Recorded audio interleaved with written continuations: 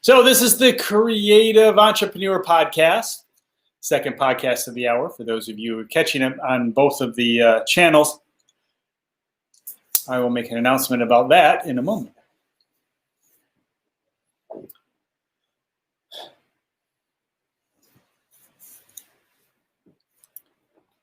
A little early today. All right, announcements have gone out. Good. So, Creative Entrepreneurs Show. That's the second show of the hour. It's coming up. We'll begin in one moment.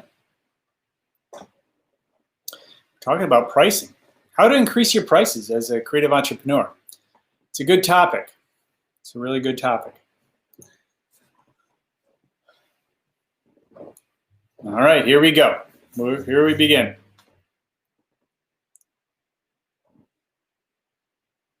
Welcome to the Creative Entrepreneur Show. My name is Rosh. I'm your host. It's so good to have you here as we talk about how to increase prices.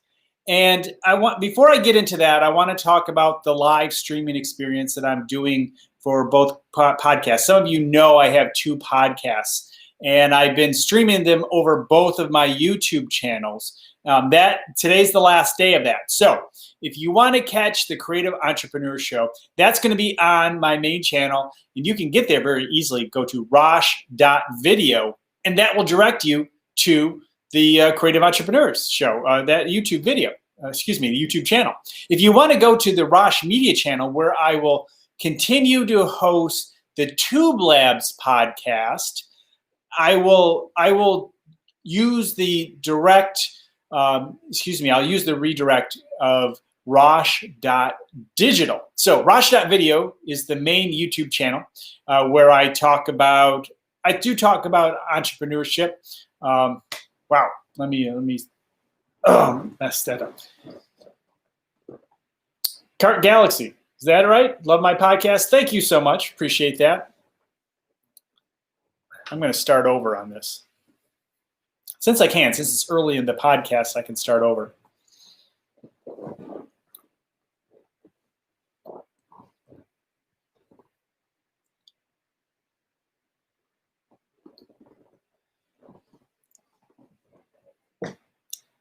Yes, inflation does increase prices.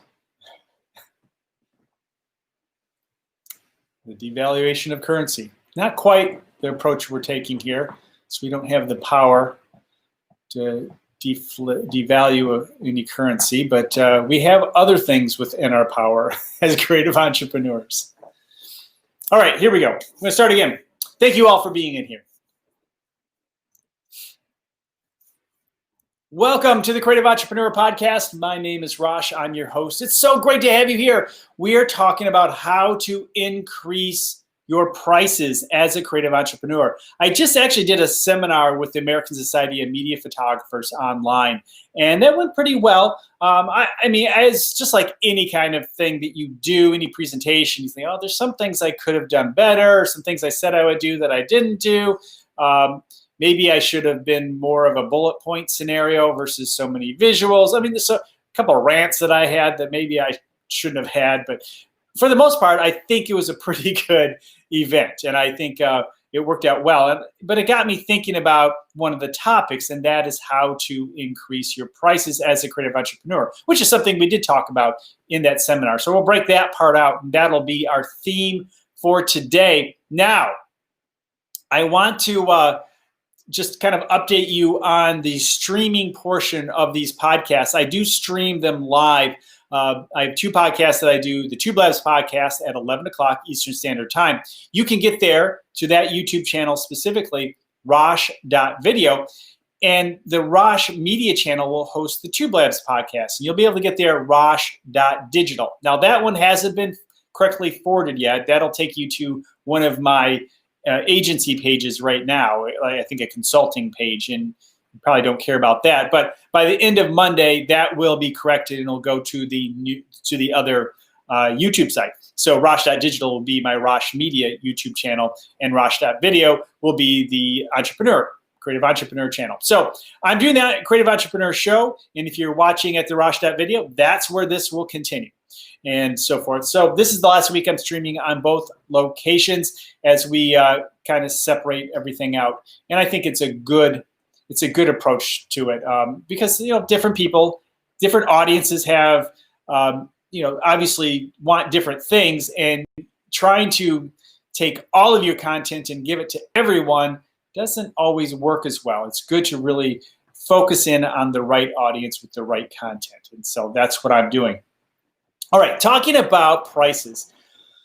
One of the things that we often find ourselves stuck in is in a situation where our prices are lower than we think they should be, but we don't know how to increase them. And I have a few tricks, a few things that I've shared through the years that I think are very helpful in that process. Let me get into one of the scenarios that I think a lot of creatives find themselves in, is when maybe it's a charity that wants to use your service in some way. Very common with designers, very common with photographers, among other creatives. It's a charity. They don't have a lot of money, and they use that to their advantage to get people in to help them out. I mean, I get that. But sometimes when you do that, you end up in a position where they look at you as the charity professional. And when you invoice them, well, chances are you don't invoice them because you did it for free. But sometimes you offer maybe a small amount, or do it for half rate, but you don't let them know you did it for half rate. You just send them an invoice for the amount that you agreed upon. What I often recommend, because what you don't want is them to have in your mind that you're half the price that you really are. You want them to see how much you're really worth. So it's a good idea to put the full amount of what you would charge a regular client and then show them the 50% discount because they're a charity. That is probably the best way to go about it, and it helps to not prevent, but certainly limit the number of times they refer you to somebody else who needs a cheap or inexpensive or free professional in terms of what you do. And if you show them your true value, they're going to let other people know, hey, they're rather expensive, but maybe they can work out a deal. But then you have more control. People aren't necessarily feeling like you have to match that price. Now, when it comes to your prices in general, I think one of the best ways to go about it is to increase your prices by percentages. And the reason for that is I think it helps to take the emotion out of the process. Because it's very emotional to try to increase your rates. And if you say, I'm going to increase all my rates by $50 or $100, that feels like you're charging more, $50 or $100 more. Where if you just say, look, I'm increasing my rates by 10, 20%, you know what? It's just standard. Or every year I increase my rates by 10%. And that, I think, is a little bit easier to swallow because it's a percentage. And I would recommend that you do that every year, let people know that you're going to do that every year. But sometimes you have to kind of hold back with certain clients. They're not going to be open to that. And I would say, don't lose a good client over that. Now, you can lose a bad client over that. That's fine. But a good client, you don't want to lose over increasing prices. But it should be a standard that at least the new folks are offered the new price as you move forward. And if you want, you can let people in your legacy, your good clients know that, look, you're increasing prices, and maybe you have two really good options. You can say, look, before I increase my prices, maybe we can set up a contract before the end of the year, or if you have a budget you want to use before the end of the year and you want the old prices, you can do that before I increase them. One, it's a good way to introduce the fact that you are increasing prices and that you have to, and because it gets expensive. I mean, as you grow as a business, you tend to have more expenses. It just happens. And so you want to make sure that you are covered and not continuing to offer the same price to folks that you were offering 5-10 years ago. That can really put a drag on the growth of your business. So make sure you offer that, or you can let people know that, okay, I'm increasing prices this year. You're such a good client. I'm not increasing them on you this year, but I do increase every year, and a year from now, I'll have to increase rates. But for you right now, I'm not doing it. At least that gives them a year to prepare and understand. Now, hopefully, it's not a year to find someone new, but that's something you need to consider too. So you need to really develop a good communication style on how you're dealing with your prices.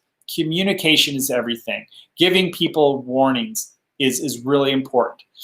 And again, I have found that, look, if you have high turnover, it may not even be worth it. Just increase your rates for the new folks. And if you have high turnover, then fine. Then, the other folks will kind of move off anyway. If you have people stand for a long time, you have to make decisions that are right for your business. Increasing rates is something that sometimes we don't feel like we should be doing because we don't have the experience, or that we're not at the level that other people are at.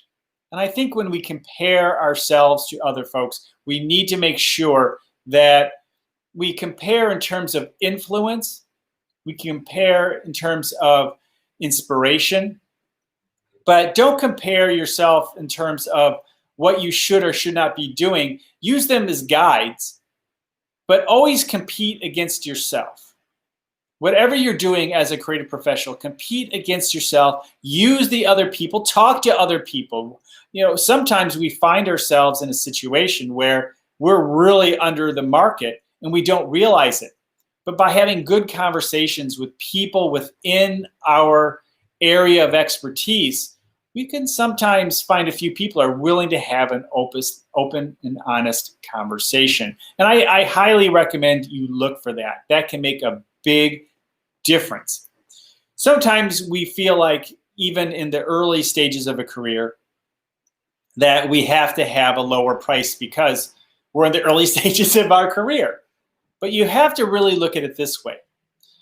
Does your work have less value than somebody else's work? If you are really good coming right out of college, you have a highly valuable talent. There are people who've been in the business for 20 years and are not any better than you, and they get paid more. So why is that? Does that necessarily have to be the case? Absolutely not. Compare to yourself, compare where you are at the level you think you should be at, and start to charge that amount. If you don't have the internal strength to do that, which many of us don't do, and I get it. If you don't have that internal strength to do that, then again, what do you think it should be? What is that high amount that it should be? Put that there and give them the discount, and gradually decrease that discount over time for people. And as you start to see, let's say, sake of argument, you're doing something for $500, where professionals may be doing it, other professionals, $1,500 regularly. So you're kind of a lot underwater here in terms of what you should be doing. Well, you can say, look, here's the $1,500 I would charge. I'm giving you a $1,000 discount. That doesn't sound real good. So maybe a 50% discount, and that's $750. That helped you increase your rate.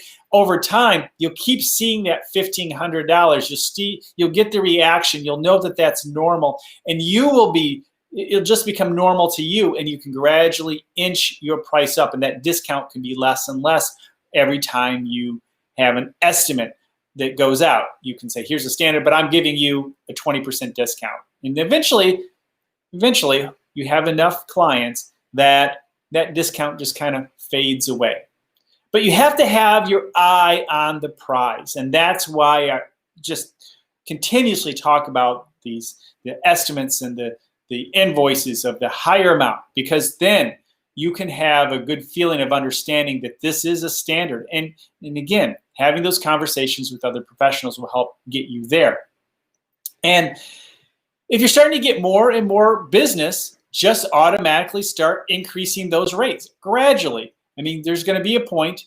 Look, if people are saying yes too quickly, your rate is probably too low. If everybody's saying yes, then your rate is probably too low. You can probably go a lot higher, have less work, but very, very honestly, maybe higher quality work.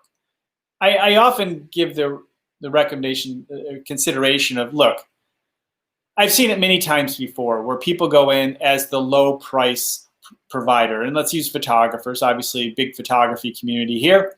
If you go in as the low price photographer and you think, I'm just getting my foot in the door, you're doing a good job. You're doing a great job. However, a big project comes up and you're thinking, wow, here's an opportunity. And maybe they were polite enough and gave you the opportunity to bid on the job, and you did. But you didn't get the job. Quite often, it's not that uncommon, believe it or not. I mean, a lot of times companies go for the lowest bidder, but a lot of times for big jobs, it's not always just the lowest bidder. It's also the brand and the person that is bidding on that job. And I've lost many times through the years where I was half price because I didn't know better in the past. And I lost the job because they wanted the higher end person. And that higher end person, they got there because they asked. They got there because they put that number out there. They got there because they developed the brand for themselves over time. And that's really the number one thing. I'm not going to go through all the things that I shared. If you go to the YouTube videos on my photography business channel, you will see that I have some good videos, and I have videos with the 5 most important things when developing your pricing. And I truly think brand is one of those number one things by far. I mean, you have to consider the fact that, there's a story I share of my studio mate who, bid on a project, and somebody bid on this project. They bid $500. They were by far the lowest and probably really didn't understand the assignment. And he bid $2,500, $3,500. And then someone else bid $15,000. Now, that person with $15,000 did not get the job. He got the job. My studio mate got the job. But the person with the 500, who's the cheapest, didn't get the job because obviously the people knew that they didn't have enough in there to do what was needed. But my studio mate was kind of giggling. $15,000? Are they going to ever look? They get jobs for $15,000 for a day's worth of work. They do because they put it out there, they bid it, and they feel they've earned it, and they probably have at some level. And if they don't get it, it wasn't for them. But they are getting good jobs. Otherwise, they wouldn't have bid $15,000 unless they just didn't want the job, which is certainly a possibility too. But you will find that situation over time that as you increase your rates, you may not have as many jobs, but you may have higher quality jobs. And you'll find your balance. I mean, there are some realistic expectations in terms of the community. I mean, your town, your region, what will the market bear? But there are people who go across the world to find creative professionals. They'll go to Europe and spend a ton of money, outrageous amount of money that maybe you live off of on a year to do a couple-day assignment of whatever it may be, because it's the person that they are going after. It's the brand that they're going after. And going back to that whole idea of the cheap professional versus the more expensive professional, when they have a high-end job, they can't go to the client, especially if maybe it's an agency or somebody that's going through the process of hiring the professionals. If things go wrong, they certainly don't want to be staring at a upset client saying, well, we found the cheapest person. I mean, that's just not, especially when there's a big budget and other areas behind it. I mean, there are multiple areas. I mean, it's not just you when in the creation process. There are other people around related to the creation process. So it is important for many situations where, your job as a creative is to make the people that hire you look good.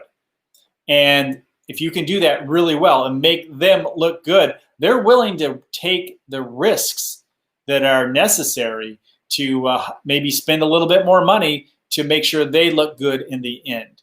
And quite often, those higher-end professionals do that for them. They make them look good. All right. Let's see. Yeah, I'm seeing you folks, but when I'm talking, doing a podcast, it's hard to comment in the comments while I'm doing a podcast. So that's why. But hey, everyone, good to see you here. Thank you for being here. I'm just taking a little break, and then I'll get into the last part of the podcast. But I did want to acknowledge everyone here. Thank you for being here. See, Sumbal writes. I'm sorry if I can't pronounce your names properly. See, Vince Shams. Wow, I can't do that very well. I'm so poor at pronouncing names. I can get the last part. We would say Vince, so I'll say Vince, and I can say rights. I get rights. How am I? I'm good. I am very good. If you have any questions, feel free. 2 minutes before I jump back into the podcast portion of the stream. Just taking a quick break. Doing the Two Blabs podcast and this podcast in an hour. So, right pronunciation. Okay. Okay, very good. Thank you. All right, need to get back into the show. Finishing it up. Oh, yeah, my tongue has been twisted all over the place today.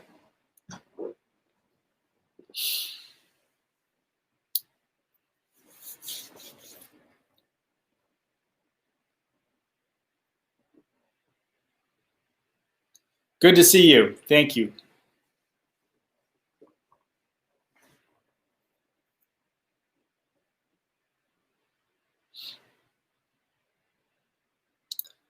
All right. So if you're interested in YouTube, so I do a Tube Labs podcast. That's 11 o'clock Eastern Standard Time. That will not be on this channel anymore. It'll be over at the other channel. And at the end of the day, you'll be able to get there by going to rosh.digital. And that's when I'll do that show from that other location. But I've already done it this week. But I do answer questions about YouTube.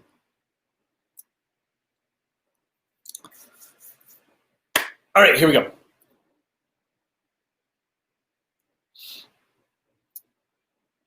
All right, so now going into the new year, you have to understand that nobody has your skills.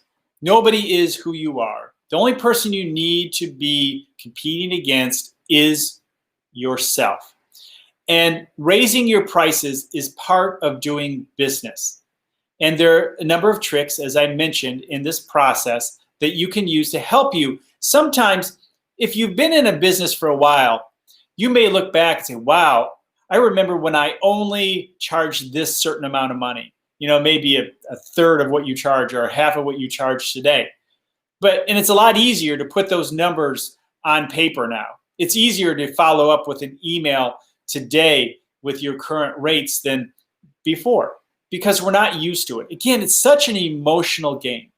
So doing things that will help you see those higher numbers more regularly will make your subconscious used to those numbers and will allow you to take that risk once in a while and charge a little bit more. You may be surprised. Now, one thing I've done a number of times is I've asked clients, what's your budget? Now, sometimes that budget's way too low and I need to pull them back up, but you'd be surprised at how often they will tell you the budget or that we only have so much to spend. And that so much to spend could be double what you were thinking of. So, you could raise your price a little bit. You don't have to be greedy and take everything if there's so much to spend. Well, you could try, you could do it all too if it fits and you're being fair about it, but you might be able to in those situations say, okay, you were thinking 1,000 and they said they have 5,000. Believe me, stuff like that happens. So maybe you charge $2,500. Get your feet wet in that higher market and understand that your value is there. And understanding your value is what's going to help you as a creative entrepreneur. I know it's not easy. It takes time. But you're not going to get there unless you have a plan to get there.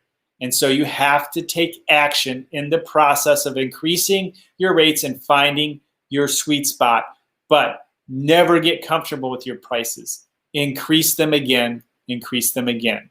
Always increase them because everything is moving forward. Things are getting more expensive, and you don't want to get caught in a price range where eventually, you have to raise prices and you can't because you haven't you don't have a process down. You have clients with so much legacy that they would never accept higher prices. They depend on you for the lower prices you're providing. And it's hard to scale that way. It's hard to grow that way. So you have to be aware of all that. All right. Thank you so much for being here. I look forward to your questions on the Creative Entrepreneur Show. You can catch me. It'll be at rosh.video at 11:45 Eastern Standard Time each Monday as we continue to grow your creative business. Hey, everyone. Hey, thanks. I appreciate your compliments on my barber. My barber appreciates that. You love Two Blabs. Thank you so much. I appreciate that. I appreciate everybody who shares their thoughts, especially when you create it. I like doing the podcasts live like this because generally through the years, and I've done hundreds and hundreds of podcasts, is that you're alone and you don't always know if people are actually listening. So it's good to know that people are, and I do appreciate it. And I appreciate you being here. Okay, I am done with the Creative Entrepreneur Show. That will probably be released on Thursday or Friday. I've been pretty consistent the last few weeks. I used to do this show consistently every Monday. I did for 5 years straight without missing. And then it's been off and on. Let's see, Ram Sharma. I hope I pronounced that right. Good to see you here. I do my best, folks. I do my best. Okay, we are ending it. Thank you. Appreciate you all from Nepal. Thank you. Good to have you here. And I will see you all next week. Thank you for being here.